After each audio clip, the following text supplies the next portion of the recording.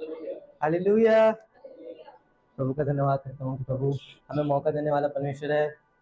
Pastor जी का धन्यवाद करता हूँ, भैया का धन्यवाद देता हूँ करता हूँ कि इन लोगों ने मुझे मौका दिया कि मैं परमेश्वर के वचनों से आप सबसे बातचीत करने पाऊँ।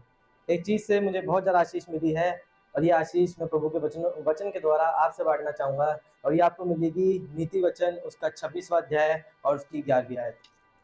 नीति वचन उसका 26वां अध्याय और उसकी 11वीं आयत।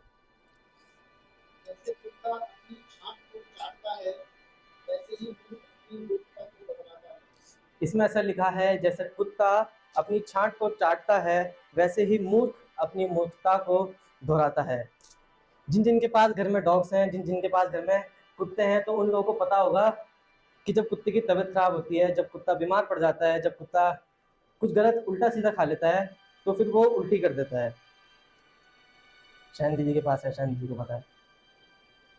और सिर्फ वो केवल उल्टी नहीं करता, वो उल्टी करने के बाद उस उल्टी को चाट भी लेता है। वो उस उल्टी को अपनी जीभ से साफ कर देता है। प्रभु के लोगों, ये सुनने में बहुत अजीब सी बात लग रही होगी, बहुत घिन आ रही होगी, लेकिन ये प्रभु के वचन में लिखा है। इस वचन में प्रभु का आत्मा मेरे से और आपसे बात कर रहा है। इस वचन में प्रभु का आत्मा मेरे को और आपको ये सिखाना चाहता है, ये बताना चाहता है कि जो इस वचन में उल्टी शब्द लिखा है वो और कुछ नहीं है, वो केवल हमारे शरीर की गंदगी है, वो हमारे वो पाप हैं, वो हमारी वो बुरी आदतें हैं, वो हमारी वो गंदी चीजें हैं जो हमने प्रभु में आने से पहले छोड़ दी थी। जो पाप हमने छोड़ दिए थे, जो पाप हमने प्रभु से कहा था प्रभु अब ये पाप हम कभी नहीं करेंगे, जिन लोगों के साथ हमने बैठना छोड़ दिया था, जब प्रभु ने हमारे मन में उस दिन वो बात डाली थी कि ये लोग पापी लोग हैं, ये लोग मेरे को नहीं जानते, इन लोगों के साथ मत बैठो, तुम भी पाप में पड़ जाओगे। तो उस टाइम हमने उन लोगों के साथ बैठना छोड़ दिया था। जो हमारा गंदा व्यवहार था, जिस व्यवहार से हम लोगों के साथ बात करते थे, वो व्यवहार हमने छोड़ दिया। ये सारी बातें, ये वो उल्टी है जो प्रभु का वचन और प्रभु का आत्मा आपसे और मेरे से बात कर रहा है। ये सारी बातें, ये सारे पाप वो उल्टी है जो हमने यीशु मसीह में आने के बाद अपने जीवनों से, अपने मनों से, अपने परिवारों से, अपने हृदयों से निकाल के बाहर फेंक दी थी। मुझे ये कहते हुए बिल्कुल अच्छा नहीं लग रहा है, लेकिन प्रभु के वचन में ऐसा लिखा है, अगर हम अपने उन पापों में, उन गंदी बातों में, उन गंदी चीजों में दोबारा पड़ जाते हैं, दोबारा चले जाते हैं, दोबारा उसी मार्ग हम अपना पकड़ लेते हैं जो हमारा प्रभु में आने से पहले था। अगर मैं उन चीजों में फिर से इन्वॉल्व हो रहा हूँ, अगर मैं बार बार उसी पाप को कर रहा हूँ जिससे प्रभु ने हमें निकाला था, जिस गंदगी से प्रभु ने मुझे निकाला था, तो मैं उस जानवर के समान हूँ जो उल्टी करके अपनी ही उल्टी को चाटता है। ये सारी चीजें हमारी मूर्खताएं हैं जहां से प्रभु ने मुझे और आपको निकाला है। Hallelujah, hallelujah. प्रभु का वचन एक बात और हमें सिखाता है और ये आपको मिलेगी, मैं चाहता हूँ सब निकालें। दूसरा पतरस उसका दूसरा अध्याय और उसकी 21वीं आयत। दूसरा पतरस उसका दूसरा अध्याय और उसकी 21वीं आयत। ये किस्सा जो है ये बहुत कॉमन है, ये हम सबको पता है। और इसमें ऐसा लिखा है, उनके धर्म के मार्ग का ना जानना ही उनके लिए इससे बड़ा होगा कि इसे जानकर इस पवित्र आज्ञा से फिर जाते जी, जो उन्हें सौंपी गई। आप और मैं वो लोग हैं जिन्होंने प्रभु यीशु मसीह की बातों को, प्रभु यीशु मसीह के प्रेम को, प्रभु यीशु मसीह के जीवन को अपने जीवन में महसूस किया है, प्रभु यीशु मसीह के प्रेम को अपने जीवन में महसूस किया है, अपने परिवार में महसूस किया है, अपनी जिंदगी में महसूस किया है। और हमने उस धर्म के मार्ग को जाना है। देखिए, धर्म का मार्ग और कोई नहीं है, धर्म का मार्ग इसमें सिर्फ केवल यीशु मसीह है और उसने मेरे को और आपको पवित्र आज्ञा दी है। और अगर हम उन पुरानी बातों में, उन पुराने पापों में, उन पुरानी चीजों में, उन पुराने जीवन में, उन पुराने लोगों में अगर हम फिर से चले जाते हैं, अगर हम फिर से उन्हीं चीजों में चले जाते हैं, फिर से अपना ध्यान उन्हीं चीजों में लगा लेते हैं, तो प्रभु के वचन में ऐसा लिखा है कि धर्म के मार्ग को ना जानना ही उनके लिए इससे भला होता कि उसे जानकर उस पवित्र आज्ञा से फिर जाते जो उन्हें सौंपी गई थी। प्रभु के लोगों, इसमें लिखा गया है कि अगर हम दोबारा से उसी पापों में जाएंगे तो हमारा धर्म के मार्ग को ना जानना उनकी हमारे लिए भला होता है। धर्म का मार्ग कौन है? धर्म का मार्ग केवल यीशु मसीह है। प्रभु के लोगों, मैंने और आपने उस धर्म के मार्ग को जाना है और हमारा जरूरी है उसी मार्ग में बने रहना, उसी मार्ग में चलना, उसी मार्ग में रहना और पीछे मुड़ के ना देखना। अब इसकी 22वीं आयत में देखिए क्या लिखा है। इसकी 22वीं आयत में ऐसा लिखा है जी,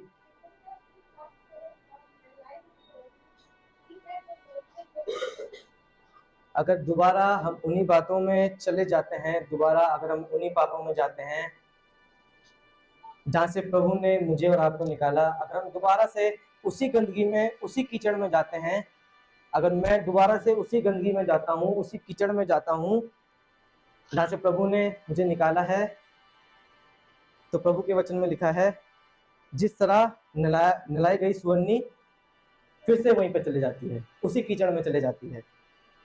प्रभु के लोगों, प्रभु ने मुझे और आपको उस कीचड़ से निकाल दिया है, उस गंदगी से निकाल दिया है। उस कीचड़ को प्रभु ने अपने लहू के वसीले से, अपने लहू के स्नान से हमारा वो कीचड़, हमारी वो गंदगी साफ कर दी है। Hallelujah, hallelujah.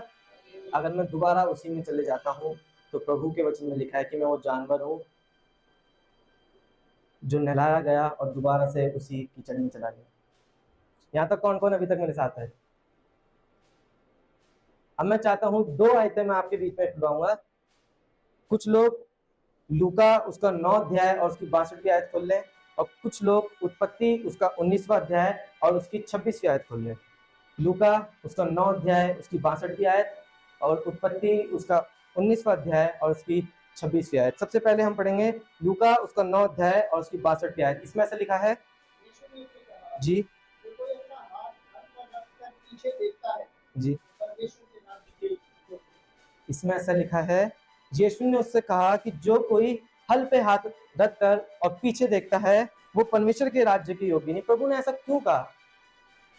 प्रभु ने ऐसा क्यों बोला कि वो परमेश्वर के राज्य की योग्य नहीं है? इससे ऊपर ही 61वीं आयत में, 61 आयत में देखिए एक बात को लिखा है।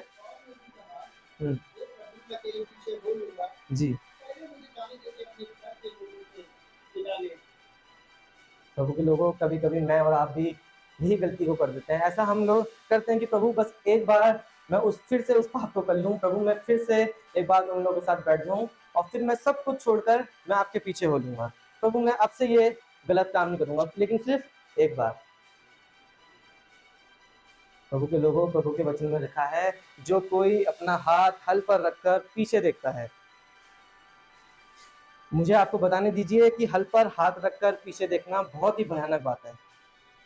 अगर आपका हाथ हल पर है और आप अपने पुराने जीवन में देख रहे हैं, आप पुराने पापों में वापस आ रहे हैं, तो ये बहुत ही खतरनाक बात है। और ये कितनी खतरनाक बात है ये मैं अब आपको बताता हूँ। अब जो मैंने आपसे खुलवाया था उत्पत्ति उसका 19वां अध्याय और उसकी 26वीं आयत पे पढ़ ले। उत्पत्ति उसका 19वां अध्याय और उसकी 26वीं आयत, इसमें ऐसा लिखा है जी, ये कहानी हम सबको पता है। प्रभु के लोगों, यहाँ पे लिखा है कि वो नमक का खम्भा बन गई। उसने पीछे देखा और उसकी जिंदगी पूरी खत्म। जब आप और मैं प्रभु हल पे हाथ रख के पीछे देखते हैं तो हमारा आत्मिक जीवन भी ऐसे ही खत्म हो जाता है जैसे लूत की पत्नी के जीवन खत्म हो गया था। हम लोग एक जगह में स्टक हो जाते हैं। अगर हम प्रभु में आगे बढ़ रहे हैं तो हम, और अगर हम पीछे देख रहे हैं तो हमारा आत्मिक जीवन भी ऐसे ही खत्म हो जाता है जैसे लूत की बीवी का हो गया था। हमारा आत्मिक जीवन भी ऐसे ही स्टक हो जाता है जैसे लूत की बीवी का हो गया था। हालेलुया। जब हम लोग फिर से वही काम करने लग जाते हैं, जब हम लोग दोबारा वही चीज़ें करने लग जाते हैं, जब हम लोग वही चीज़ें करने लग जाते हैं जो हमने छोड़ दी थी, जिससे प्रभु ने हम सबको रिहाई दिलवाई थी, तो प्रभु के वचन में लिखा है कि वो फिर से उसी उल्टी को, तो अब जब हम उन्हीं पापों में वापस जा रहे हैं, अब जब हम उसी उल्टी को बार बार चाट रहे हैं, तो जो उल्टी में जो गंदगी है, जो उल्टी में जो अभी तक बदबू थी, वो बदबू, वो गंदगी अब उस उल्टी से अब हमारे जीवनों में प्रवेश कर गई है। अब वो गंदी बातें, वो बदबू, वो अब हमारे जीवन में फिर से प्रवेश कर गई है। और जो खुशबू प्रभु के वचनों की थी, जो प्रभु के बातों की थी, जो प्रभु के जो प्रभु ने हमारे जीवन में जो कार्य करे थे, उसकी जो खुशबू थी, जिससे हमें अपनी कलीसिया को, अपने परिवार को और लोगों को आशीष देनी चाहिए थी, इसमें ऐसे लिखा है वो अब खुशबू वो खत्म हो गई है और अब वो बदबू हमारे जीवन में फिर से आ गई है। देखिए, जैसे यश भाई ने सुबह प्रचार करा था अनुग्रह के, उसमें मैं सब बिल्कुल भी नहीं कह रहा हूँ कि प्रभु ने हम पे अनुग्रह नहीं किया या फिर आपके और मेरे पाप जो हमने पहले करे थे वो माफ नहीं हुए।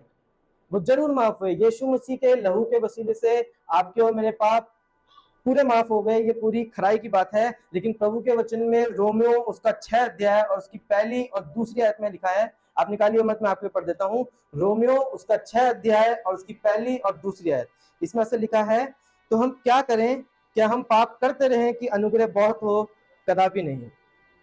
हम जब पाप के लिए मर गए थे तो फिर आगे को कैसे उसमें जीवन बिताए?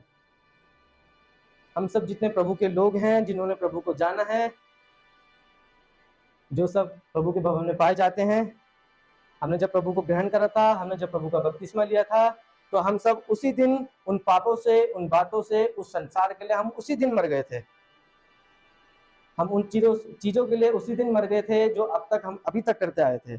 और अगर हम फिर से उसी चीजों में जाते हैं, अगर हम फिर से उन्हीं बातों में जाते हैं, अगर हम फिर से पुराने जीवन में जाते हैं, तो हम अपने आत्मिक जीवन को पूरा खत्म कर देते हैं, हम अपने आत्मिक जीवन को स्टक कर देते हैं। मैं चाहता हूं सभी इस बात को ध्यान से सुने। एक बात प्रभु के वचन में बहुत खतरनाक लिखी है, और जब मैं इसको पढ़ रहा था, प्रभु के वचन में लिखा है, जो लोग ऐसा करते हैं उनके लिए लिखा है, मैं चाहता हूं सब लोग निकाल के पढ़े, इब्रानियों उसका 10 अध्याय और उसकी 26वीं और 27वीं आयत। मैं चाहता हूं सब लोग निकाल के पढ़े, इब्रानियों उसका 10 अध्याय और उसकी 26वीं और 27वीं आयत। इसमें ऐसा लिखा है, क्योंकि सच्चाई की पहचान जी प्राप्त करने के बाद यदि हम जानबूझकर पाप करते रहे, तो पापों के लिए फिर कोई बलिदान बाकी नहीं। जी हाँ, धन का एक भयानक बात ढूंढना और आग का ज्वलन बाकी है, जो विरोधियों को नष्ट कर देगा। प्रभु के लोगों, अगर हम सच्चाई की पहचान प्राप्त करने के बाद भी यदि हम जानबूझकर पाप करते हैं, हम बार बार फिर से उन्हीं चीजों में चले जाते हैं जहां से प्रभु ने हमें निकाला, अगर हम फिर से उन्हीं गंदगियों में जा रहे हैं, तो इसमें ऐसा लिखा है कि हमारे लिए फिर और कोई बलिदान बाकी नहीं है। और आगे बहुत खतरनाक बात लिखी है, ऐसा लिखा है, दंड का एक भयानक बाट जोना और आग का ज्वलन बाकी है, जो विरोधियों को भस्म कर देगा। देखिए, मैं ऐसा नहीं कह रहा हूँ कि प्रभु आपको उन चीजों से निकालने नहीं आता, प्रभु आता है। जैसे लूत की बीवी का मन वहीं रह रखा था, उसे प्रभु ने बोला, लूत की वजह से उसकी बीवी को भी उन्होंने बोला था कि तुम यहाँ से बाहर चले जाओ, मैं इस देश को नाश करने पे हूँ। प्रभु बहुत बार हमारे जीवन में हमें चेतावनी देता है कि तुम यहाँ से बाहर चले जाओ। जो धीमी सी आवाज आपके अंदर आती है, जो धीमी सी आवाज मेरे दिल के अंदर आती है, वो प्रभु के आत्मा की आवाज है और हमें उसे सुनने की जरूरत है। यहाँ तक कि प्रभु का आत्मा, वहां पे लिखा है कि लूत की पत्नी का हाथ पकड़ के ले गया, बाहर निकाल दिया। प्रभु ने एक बार आपका और मेरा हाथ पकड़ के हमें उस गंदगी से, हमें उस कीचड़ से, हमें उन गंदी बातों से, हमें उस पुराने जीवनों से, हम सबको बाहर निकाल दिया है। और अब हमारा जरूरी है उस धर्म के मार्ग में बना रहना जिसको हमने जान लिया। मैं नहीं जानता कि कौन कौन लोग अभी भी जैसे बाइबल में लिखा है वैसा अभी भी करते हैं। मैं नहीं कहता कि आप अपने हाथ उठाइए, तो मैं चाहता हूँ आप सब अपनी आंखों को बंद करें। मैं आप लोगों के लिए प्रार्थना करना चाहता हूँ। Thank you Jesus. प्यारे खुदावन, शुक्रगुजार है प्रभु अच्छे दिन के लिए। धन्यवाद देते हैं प्रभु कि प्रभु आपने हमें ये दिन दिया कि हम साथ में मिलकर प्रभु आपके वचनों से प्रभु सुनने पाए। प्रभु यीशु मसीह सुन दीजिए प्रभु यीशु मसीह, जब आपके पवित्र आत्मा ने, जब प्रभु यीशु मसीह यहाँ पे बैठे हर एक व्यक्ति से प्रभु बात की है, जब आपके पवित्र आत्मा ने हर एक व्यक्ति के हृदय को छुआ है प्रभु, सुन दीजिए प्रभु यीशु मसीह कि आपका भय प्रभु इन लोगों की जिंदगी में है। प्रभु यीशु मसीह, आपका भय प्रभु यीशु मसीह हमारे जीवन में हो। प्रभु यीशु मसीह, हम आपके विरुद्ध पाप न करने पाए। प्रभु यीशु मसीह, यहाँ पे प्रभु यीशु मसीह हम आपसे प्रार्थना करते हैं प्रभु कि जो पाप प्रभु यीशु मसीह हम छोड़ के आ गए हैं, प्रभु यीशु मसीह जो बातें प्रभु यीशु मसीह हम छोड़ के आ गए हैं, जिस गंदगी से, जिस कीचड़ से और जिन गंदी बातों से प्रभु आपने हमें निकाल दिया है, वो हम चाहते हैं कि अब हम उन गंदी गंदी बातों में, उस कीचड़ में प्रभु यीशु मसीह दुआ में जाए। प्रभु यीशु मसीह हर एक उस व्यक्ति के लिए प्रभु यीशु मसीह प्रार्थना करता हूँ परमेश्वर पिता, जो अपने दिल में प्रभु यीशु मसीह एक बोझ को फील करता है। प्रभु यीशु मसीह, जो प्रभु यीशु मसीह कोशिश तो करता है कि मैं वो पाप नहीं करूंगा, जो कहता तो है प्रभु यीशु मसीह आपसे रोज प्रार्थना करता है प्रभु कि अब मैं उस बुराई में फिर से नहीं जाऊंगा प्रभु, अब मैं फिर से उस गंदगी में नहीं जाऊंगा, अब मैं फिर से उस कीचड़ में नहीं जाऊंगा।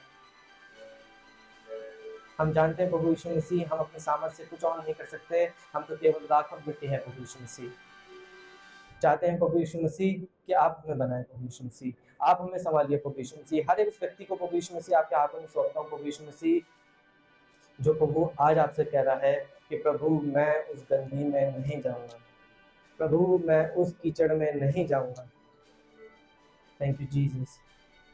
धन्यवाद करते प्रभु यीशु मसीह कि आपने हमारी प्रार्थना को सुना और उसका हाँ और आमीन में उत्तर दिया। मांगते हैं उस उद्धारकर्ता प्रभु यीशु मसीह के मीठे और प्यारे नाम से, आमीन। प्रभु आप सबको बहुत आशीष